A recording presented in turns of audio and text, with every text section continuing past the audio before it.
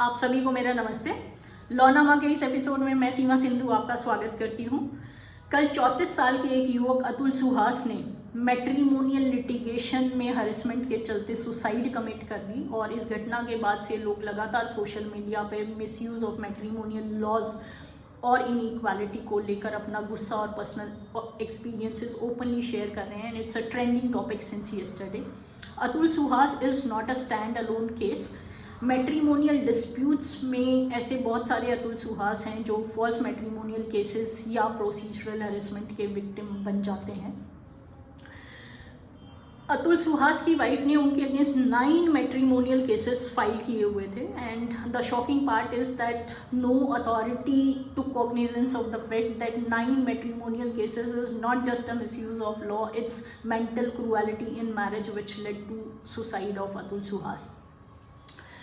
जो इससे भी ज़्यादा डिसअपॉइंटिंग बात है वो ये है कि हाई कोर्ट और सुप्रीम कोर्ट लगातार ऐसा बोलते तो हैं कि सोसाइटी में मैरिटल लॉज का मिसयूज़ बढ़ रहा है, बट ये हार्डली उनकी जजमेंट्स में कहीं पे रिफ्लेक्ट होता है। अभी रिसेंटली मैं सुप्रीम कोर्ट में एक मैटर का वेट कर रही थी तो जस्टिस विक्रमनाथ के बेंच के समक्ष एक मैट्रिमोनियल डिस्प्यूट आया जिसमें हस्बैंड और वाइफ 15 साल से अलग रह रहे थे and the husband was seeking divorce on irretrievable breakdown of marriage and Justice Vikramnath dismissed the petition in one liner saying that divorce does not give you happiness.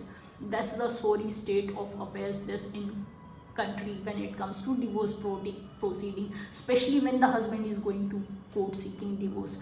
Many of the husbands tell me that despite living in toxic marriages they do not go to court seeking divorce because they know that it's next to impossible to take divorce until the wife consents or they agree to the amount of alimony and maintenance the wife is seeking.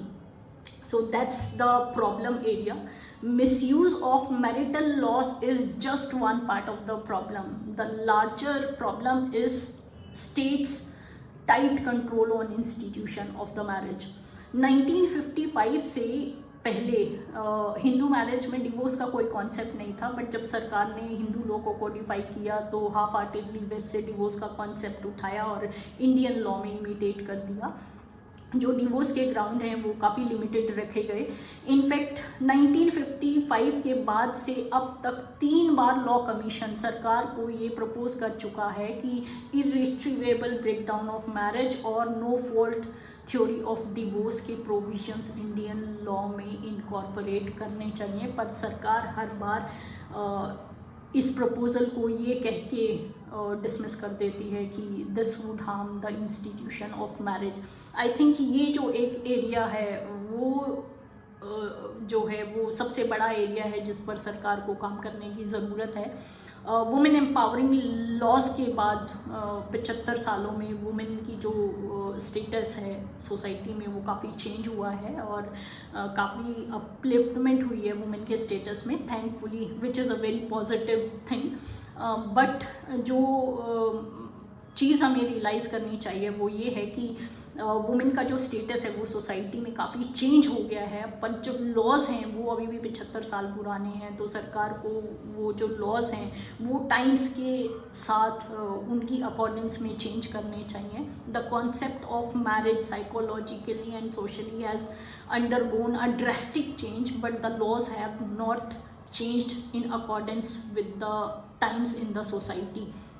सो ये जो एक चीज़ है उसको immediately address करने की ज़रूरत है। और दूसरा जो मेरा पॉइंट है वो ये है कि इंडिया में भी कम्युनिटी ऑफ प्रॉपर्टी का जो कॉन्सेप्ट है वो मैरिज में होना चाहिए, जैसा कि फॉरेन लॉज में होता है कि मैरिज के बाद से हस्बैंड और वाइफ दोनों एक कॉमन पूल में अपनी प्रॉपर्टी और एसेट्स रखते हैं एंड इन केस मैरिज जो है वो टूटती है या उनके बीच प्रॉब्लम होती हैं तो उन एसेट्स और उन फिनेंसेस को इक्वली उनके बीच जो है वो डिवाइड किया जा सकता है। राइट नाउ जो एलिमनी और मेंटेनेंस का जो ओनस है वो मोस्टली हस्बैंड पर है और बहुत बार जो वाइफ की डिमांड्स होती हैं वो अनरीजनेबल होती हैं, तो उस वजह से भी जो डिवोर्स की प्रोसीडिंग्स हैं वो काफ़ी लंबी चलती हैं। वो तब तक चलती चली जाती हैं जब तक husband does not give in to the unreasonable demand of maintenance and alimony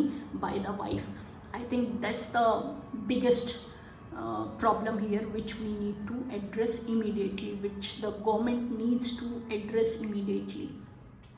I hope आपको मेरा प्रोग्राम पसंद आया. कृपया मेरा चैनल सब्सक्राइब और सपोर्ट करें. नेक्स्ट एपिसोड तक के लिए आपका धन्यवाद.